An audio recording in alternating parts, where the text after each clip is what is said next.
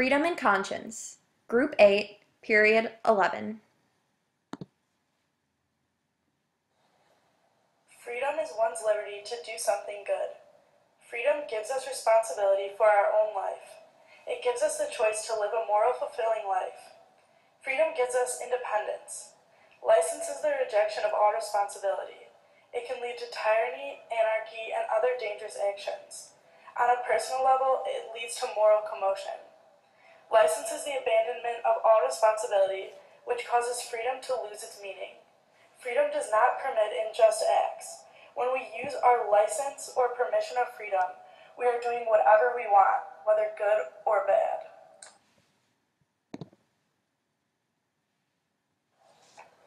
The natural root of freedom develops in us principally through a sense of the good and true.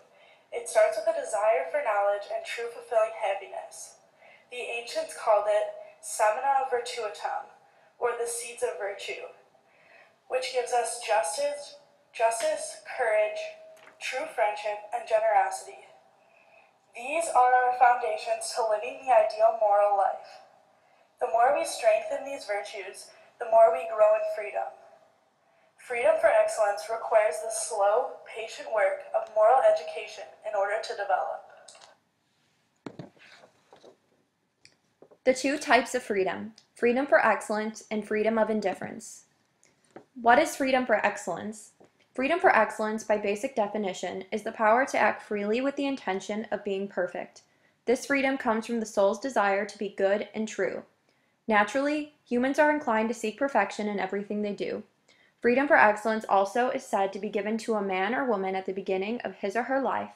However, in order to grow and learn from this freedom, one must exercise, have an education, and express discipline.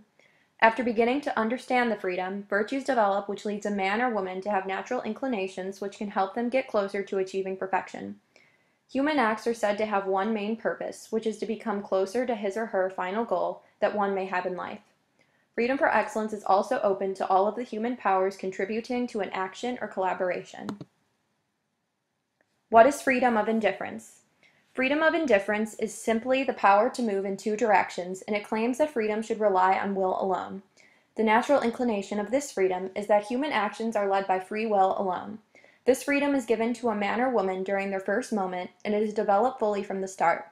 There is not a specific process to discovering it whatsoever. A virtue is not needed because it can strengthen or influence an action, which takes away from the human power to do whatever his or her free will tells them to do. Every single moral action that is completed is isolated from the next, and the bond with God is based solely upon the law. Freedom of indifference also locks within itself, as it cannot be infiltrated by any other goal or obligation. The results of this freedom are freedom or law, freedom or reason, freedom or nature, freedom or grace, freedom or God. It also poses the question about whether one human's freedom is more important than another human's. Despite indifference being in the title, freedom of indifference is not exactly indifferent. It simply drives away all other passions due to the self-affirmation taking control.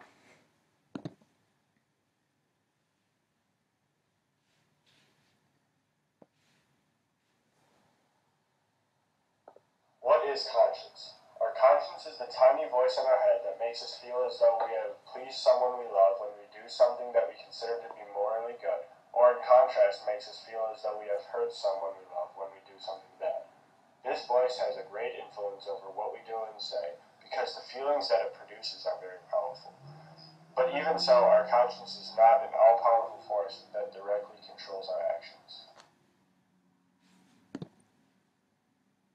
How does one form one's conscience?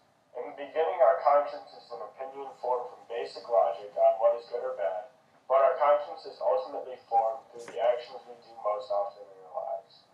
We can change our conscience by doing something that contradicts what we think is morally good repeatedly because of some alternate motive. As we do these morally bad actions, over time our conscience stops advising us against these actions as they can start to be the norm. This alternate motive that causes us to commit these acts can be formed from bad thoughts such as greed in our own minds, or someone else who has control over us in some way, such as being our boss or friend.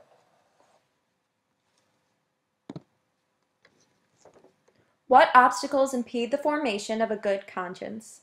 Throughout the formation of one's conscience, there are several different obstacles that can take someone off their path. The first obstacle is the influence of others. There are some people who are not following their own path to forming a conscience and are making bad decisions left and right. If one were to get involved with these people, they would then start to make choices that are not true to their hearts and their wishes, which would reflect badly upon the formation of their conscience. Another obstacle that we face during the formation of our conscience is choosing to do actions that we know are wrong and continuing to go about these actions anyway. The book of Proverbs makes an excellent point on how to avoid these obstacles by stating, "Trust in the Lord with all your heart, and do not lean on your own understanding. In all your ways acknowledge him, and he will make straight your paths." If one is able to trust the Lord and follow what he has planned for him or her, the formation of the conscience will be able to avoid all obstacles and form a fantastic conscience. Do you always have to follow your conscience? One should always follow his or her own conscience and should never let the influence of others infiltrate their decision. One's conscience is the most sincere place in the body, and it is always telling us what to do in a way that will bring us to discovering our greatest desires in life. If an outsider were to come in and try to make decisions for us, it would take away how sincere and honest our choices are, and it would be telling someone to act in contrast to what they believe is right. Over time, one will make many mistakes from following their conscience, however, and the only way that we will learn the difference between right and wrong is through making both good choices and bad choices. As said in chapter 1, verse 5 of Timothy, the aim of our charge is love that issues from a pure heart and a good conscience and a sincere faith. As one goes about discovering the difference between right and wrong, it is important to remember that our main goal is to have love for others in our lives.